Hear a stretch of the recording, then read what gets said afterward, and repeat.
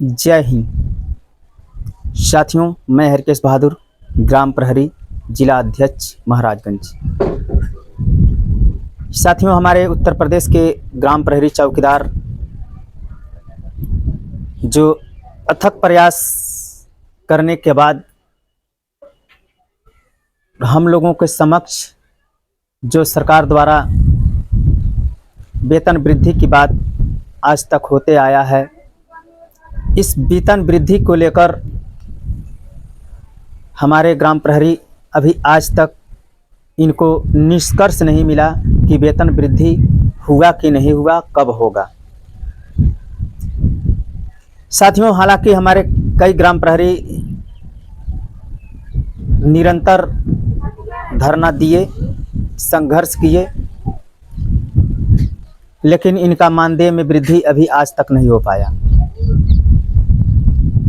साथियों, मैं माननीय मुख्यमंत्री जी से गुजारिश करता हूं कि माननीय मुख्यमंत्री जी, हम ग्राम चौकीदारों के लिए वेतन वृद्धि की घोषणा करें ताकि कुशलतापूर्वक इस महंगाई के दौर में हम ग्राम चौकीदारों का जीवन यापन सही ढंग से चल सके। माननीय मुख्यमंत्री जी, लखनऊ में 2019 में हमारे चौकीदार भाइयों को बुलाकर जो आपने इनका मान सम्मान बढ़ाया, वह काबिले तारीफ है।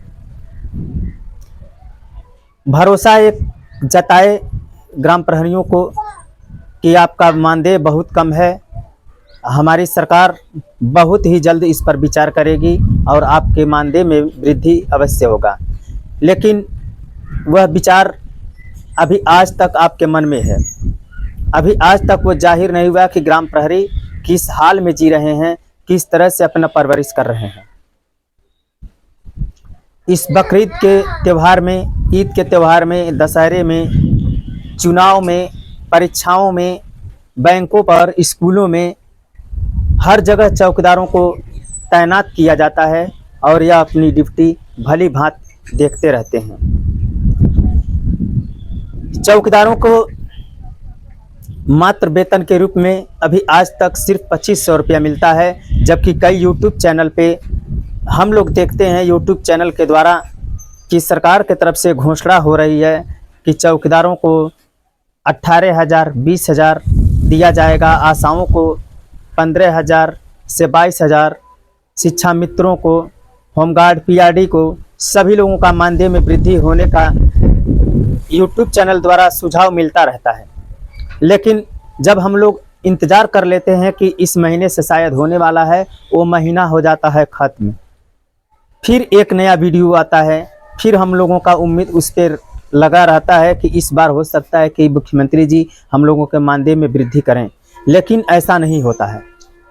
इससे हमारे चौकीदार भ्रमित होते हैं, निराश होते हैं कि हम लोगों को मानदेय में वृद्धि क्यों नहीं हो रहा है। हमारे चौकीदार बहुत से ऐसे लोग हैं, सक्रियता नहीं दिखा रहे हैं अपने काम के प्रति। जैसे कल मांग पत्र देना था माननीय श्री पंकज चौधरी जी को, जो हमारे प्रदेश अध्यक्ष हैं। मैं शाम को फ़ोन किया कि भाई मांग पत्र देना है और आप लोग तैयार हो जाइए। अगर आप लोग तैयार होंगे तो रात तक या सुबह तक हमारे पास फ़ोन करके आप कहेंगे कि भैया हम तैयार हैं, आप कहाँ मिलेंगे। लेकिन फ़ोन करने के बावजूद भी हमारे चौकीदार भाई हमारे पास ना फ़ोन किए, ना कोई इसी प्रकार का बातचीत किए कि हाँ ज्ञापन देना है कि नहीं। तो ऐसे इस हालात में आप लोग अपना मानदेय में वृद्धि किस तरह से करवा पाएंगे, जब किसी नेतागण को मांग पत्र देना होता है तब भी आप लोग अपने घर पे ही रहते हैं, आप लोग उस पर सक्रियता नहीं दिखाते हैं। तो क्या ऐसे ही वेतन बढ़ जाएगा और बाद में आप लोग कहते हैं कि हम लोगों का मानदेय में वृद्धि नहीं हुआ। माननीय मुख्यमंत्री जी विचार नहीं कर रहे हैं। जब आप लोग अपने काम के प्रति सक्रिय रहेंगे, नेताओं से मिलेंगे, मंत्रियों से मिलेंगे, बातचीत के सहारे पे हम लोग माननीय मुख्यमंत्री जी से अपना वेतन बढ़वा सकते हैं। लेकिन बड़े ही शर्म की बात जब होती है कि जब कोई चौकीदार आपके हित की बात करता है, आपको कहीं बुलाता है, तो आप लोग उस बातों पर ध्यान न देते हुए आप लोग बहानेबाजी करके अपने घर पे ही रुक जाते हैं। बाद में दोष देते हैं कि फला अध्यक्ष जी, फला प्रदेश अध्यक्ष, चाहे सुरेंद्र कुमार गौतम हुए, चाहे सूर्यमन पासवान हुए, बाल मुकुंद त्रिपाठी हुए,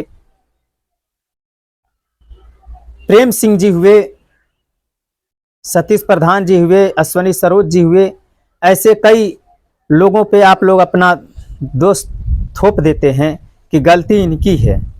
लेकिन साथियों, इसमें गलती किसी का नहीं होता है, गलती हम सबकी होती है। जब कोई अगला व्यक्ति संघर्ष करता है, जब हम उसका साथ नहीं देंगे, तो वह अकेला कैसे अब संगठन की बात लेकर लड़ाई कर लड़ेगा। स्वयं उसकी पर्सनल मैटर तो है नहीं, यह संगठन की बात है। और संगठन की जब बात होती है तो उसमें एकता होना जरूरी होता है। लेकिन आप लोग इस पर विचार नहीं करते हैं, और बोलने के बाद, वीडियो बनाने के बाद आप लोग कहेंगे कि आप लोग के नेतागिरी की वजह से वेतन नहीं बढ़ता है, आप लोग को भाषण देने की वजह से वेतन नहीं बढ़ता है। तो साथियों, ऐसा नहीं है। जब आप लोग हम लोगों के पास फोन करके हमें जगाने का कार्य करेंगे, उकसाने का कार्य करेंगे कि अध्यक्ष जी आप आगे बढ़िए, हम आप लोग के साथ हैं, और आप लोग स्वयं तैयार होकर, जब हमारी आपस में सहमति बनेगी, बातचीत के दौरान हम लोग कोई विचार बनाएंगे कि किस तरह से माननीय मुख्यमंत्री जी को मनाने का कार्य किया जाए, तब उसके बाद उस पर विचार करके तब कोई धरना दिया जाता है। अभी मान लीजिए बहुत लोग उत्सुक हैं कि एक विशाल धरना लखनऊ में हो, लेकिन हम लोग लखनऊ में धरना करने की तैयारी तो बना लेंगे, लेकिन पता चलेगा कि मात्र 200-300 लोग वहां पर पहुंचेंगे, बाकी लोग अपने घर पे ही रुक जाएंगे। बहानेबाजी करेंगे कि खेती बाड़ी का समय है, इस चीज का समय है, शादी का समय है, अनेक बहाने बना देते हैं। तो इस तरह से वेतन नहीं बढ़ता है साथियों। वेतन बढ़ाने के लिए हर एक व्यक्ति को हमारी संख्या बल लखनऊ की धरती पर एकत्रित होकर माननीय मुख्यमंत्री जी के समक्ष हम जब लोग कोई धरना करेंगे, उनसे बातचीत करेंगे, तो अवश्य हम लोग का मानदेय बढ़ेगा। अन्यथा इस तरह से मात्र कुछ लोग जाएंगे तो वो भी जानते हैं कि इनको 2500 रुपया बहुत ज़्यादा मिल रहा है। अगर इनको अपना मानदेय बढ़वाना होता, अपने वेतन में वृद्धि करवाना होता, या किसी और चीज़ का इनको हौसला होता कि हमें अच्छी वर्दी होनी चाहिए, अच्छी व्यवस्थाएं होनी चाहिए, तो ये लोग सक्रिय होते, हमारे पास आते। लेकिन आप लोग कहीं जाएंगे नहीं, बस घर बैठे बैठे वेतन बढ़वाने की बात करते हैं, तो ऐसे वेतन नहीं बढ़ेगा साथियों। मेरी बात आप लोगों को बुरी लगती होगी कि ये क्या कह रहे हैं, लेकिन मैं गलत नहीं बोलता। आप लोग एक बार अपनी सक्रियता तो दिखाइए, आप लोग तैयारी तो बनाइए। खेती बाड़ी का समय, एक खेती करता है तो दूसरा तैयारी लग जाता है कि इस बार इस फसल की तैयारी करेंगे, उसके बाद कोई और कार्य होगा। तो जीवन में जब ईश्वर ने हमें जिंदगी दी है तो काम तो होता ही रहेगा। समय निकालकर एक बार अपने भविष्य के लिए आप लोग एक बार लखनऊ की धरती पर एकत्रित होकर अपने YouTube के माध्यम से हम लोग बराबर बताने का कार्य करते हैं, तो आप लोग उसमें कमेंट भी कर सकते हैं कि मैं तैयार हूं। व्हाट्सएप ग्रुप बनाए गए हैं ग्राम प्रहरियों के लिए, आप उस पर भी अपनी बात रख सकते हैं। जब सभी लोग एकत्रित होकर अपनी बात रखेंगे फोन के माध्यम से, कई ऐसा माध्यम है जिस माध्यम से आप लोग हमें बता सकते हैं कि हम लोग लखनऊ के धरती पर चलने के लिए तैयार हैं, तब हम लोग मीटिंग रखेंगे और बड़ा मीटिंग रखेंगे, ताकि वहां से हम लोग वेतन के नाम पर जरूर कुछ लेकर आएं। मानदेय के नाम पर जब हम लोग कुछ लेकर आएंगे तब हम लोग समझेंगे कि हाँ, हम लोगों की मेहनत सफल हुई। इस तरह से 1500 लोग को जाने से उनको भी शर्मिंदगी महसूस होती है कि हम लोग आए इतने कम संख्या में और हम लोगों के मानदेय में वृद्धि इस बार भी नहीं हुआ। तो जब ज़्यादा संख्या बल दिखाई देगी तो वहाँ पर मुख्यमंत्री जी या मंत्री जी खुद स्वयं आकर आप लोगों को संबोधित करेंगे और वेतन बढ़ाने का आश्वासन भी देंगे। साथियों, मात्र जब कुछ लोग जाते हैं वहाँ पर लखनऊ की धरती पर, तो एक कमी और हमें नज़र आता है कि वहाँ पर कोई पुलिस इंस्पेक्टर आ जाते हैं तो सभी चौकीदार चींटियों की तरह घेर लेते हैं कि आखिर वह कह क्या रहे हैं।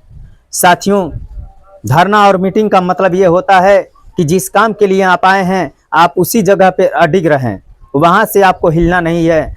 किसी भी इंस्पेक्टर साहब को या किसी नेतागढ़ को जो बोलना होगा तो वह मंच पे चढ़कर सबको संबोधित करेंगे, सबको अपनी बात बताएंगे। लेकिन मैं देखता हूँ लखनऊ की धरती पर जब जाते हैं चौकीदार तो झोंझे के तरह से, जिस तरह से चींटियाँ झोंझा बना लेती हैं किसी अपने शिकार को देखकर, उसी तरह से चौकीदार लोग घेर लेते हैं। वह अपनी बात भी नहीं कह पाते हैं। वो जानते हैं कि बस चौकीदार इसी लायक हैं।